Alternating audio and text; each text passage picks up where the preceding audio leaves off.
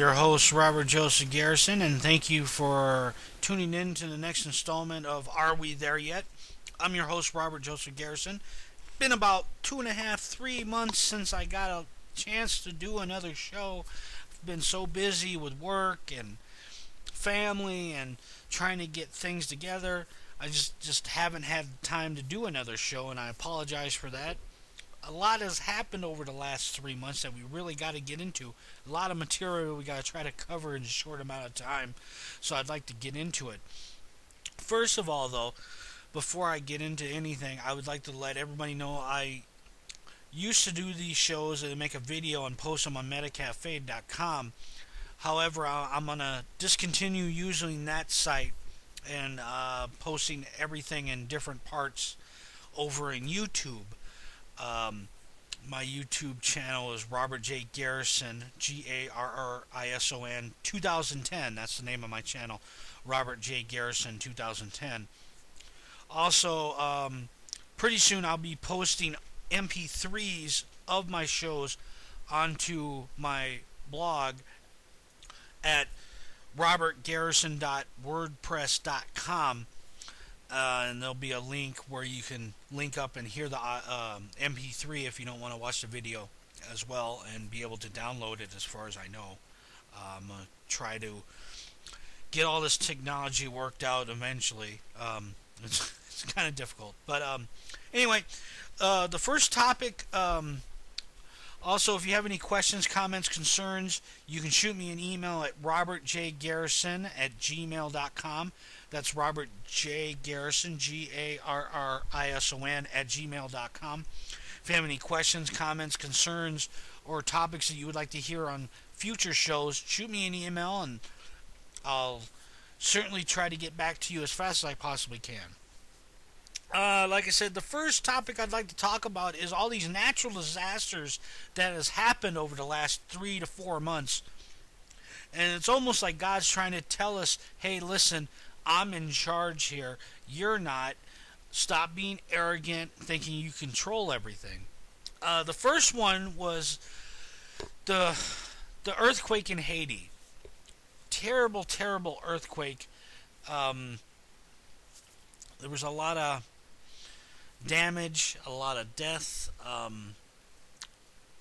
The whole island was pretty much, the one section, especially the capital, was pretty much decimated because of the earthquake. I'd like to thank a lot of the churches and Christian organizations that went down there to help our fellow brothers in Christ down there in Haiti.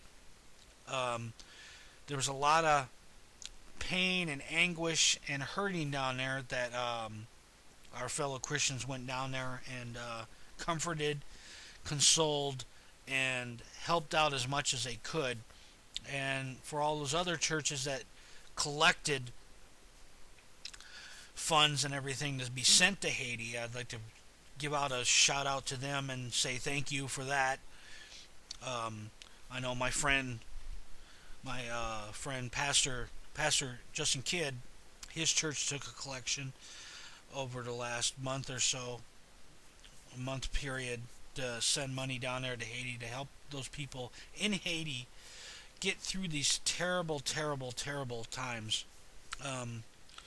Also, the other incident that took place that created a huge, huge stir amongst the world is that volcano in Iceland. I'm not even trying to pronounce the name of the volcano because I'll just look like a fool. Oh man, I try to sound it out, and even after hearing it, I still can't even pronounce it. I mean, the volcano's name looks like somebody put a sandwich in their mouth and tried to talk.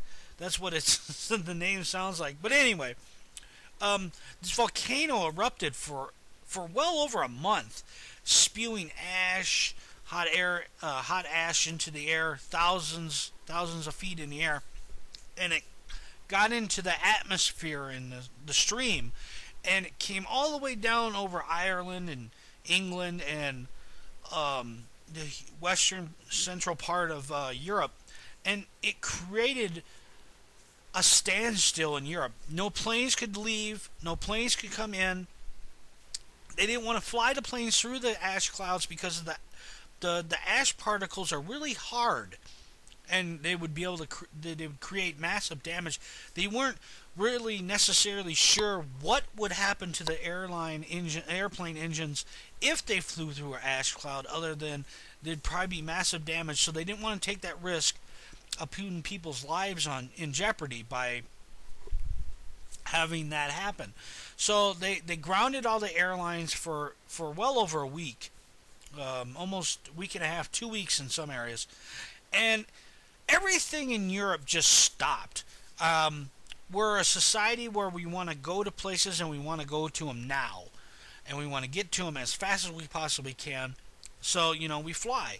We don't like to take boats. We don't like to take trains. We don't want to drive anywhere too far. We want to get there, and we want to get there now.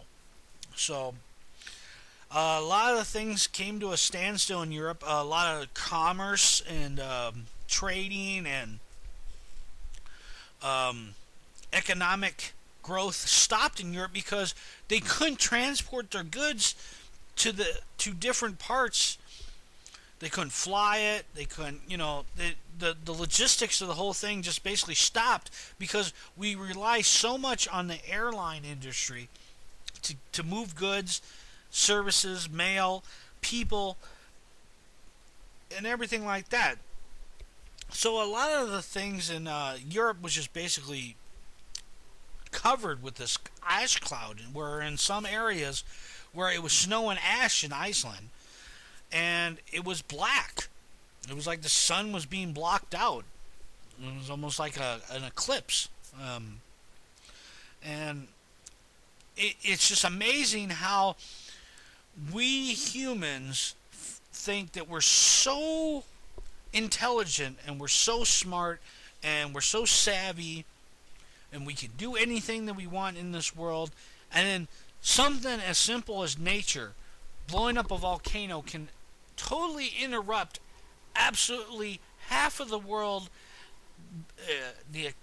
half of the world economy, half of the world transportation, and displace and discomfort hundreds, if not thousands of people